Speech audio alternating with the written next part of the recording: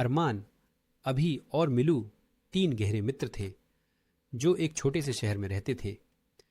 तीनों को एक साथ समय बिताना बहुत पसंद था और वे अक्सर दलेर काम के बारे में बातें करते थे। एक दिन उन्होंने सुना कि शहर के बाहर स्थित एक पुराना हवेली, जिसे भूल भुलैया हवेली कहा जाता था, में कई रहस्यमयी घटनाएं घटती हैं। लोग कहते थे कि हवेली में भूत रहते हैं और कई लोग वहां जाकर वापस नहीं लौटे। तीनों दोस्तों ने सोचा कि यह एक रोमांचक अनुभव हो सकता है और वे इस हवेली में एक रात बिताने का फैसला किया। यह न केवल उनकी हिम्मत की इम्तिहान होगा, बल्कि अपने डर को हराने का एक मौका भी। रात के समय चांदनी की हल्की रोशनी में तीनों दोस्त हवेली की ओर निकल पड़े। हवेली के पास पहुंचते ही उन्हें अजीब सी ठंडक महसूस हुई। हवेली बहुत पुरानी और जर्जर हालत में थी। उनके दिलों में डर था, लेकिन वे एक दूसरे का हौसला बढ़ाते हुए अंदर चले गए। हवेली के अंदर का माहौल बेहद भयानक, डरावना था। हर जगह धूल और मकड़ियों के जाले थे। हवा में एक अजीब सी गंध थी जिससे उनके रोंगटे खड़े हो गए। तीनों ने एक दूसरे का हाथ थामे रखा और आगे बढ़ते गए। जैसे ही वे मुख्य हॉल में पहुंचे, अचानक एक पुराना झूमर गिर पड़ा। तीनों डर गए, लेकिन वे हिम्मत नहीं हारे। अभी ने कहा, ये केवल हवा की वजह से गिरा होगा, हमें आगे बढ़ना चाहिए। वे एक बड़े कमरे में पहुंचे जहां एक पुरानी पेंटिंग टंगी हुई थी। अचानक पेंटिंग से खून की बूंदें गिरने लगीं। यह देखकर तीनों का दिल दहल गया। मिलू ने कहा, हमें यहाँ से ऐसी वक्त निकल जाना चाहिए।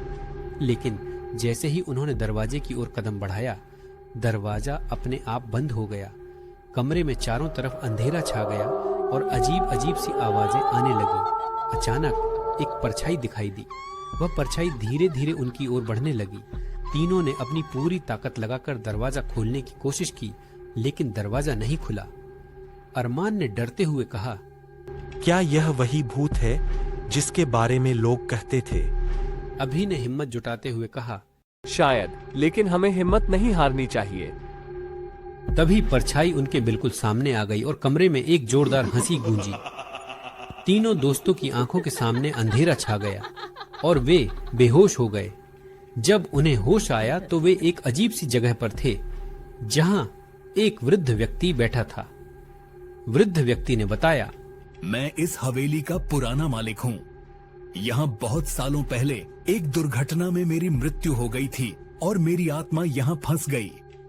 मैं तुम्हें डराना नहीं चाहता था, बल्कि मेरी आत्मा को मुक्ति दिलाने के लिए मदद चाहता था। अरमान, अभी और मिलू तीनों ने हिम्मत जुटाई और उस आत्मा की मदद करने का फैसला किया। उन्होंने पुरानी किताबों में से उस आत्मा को मुक्त करने का तरीका ढूंढा और एक विशेष रस्म के साथ हवन किया गया। हवन के बाद हवेली में एक तेज रोशनी फैली और वह आत्मा मुक्त हो गई।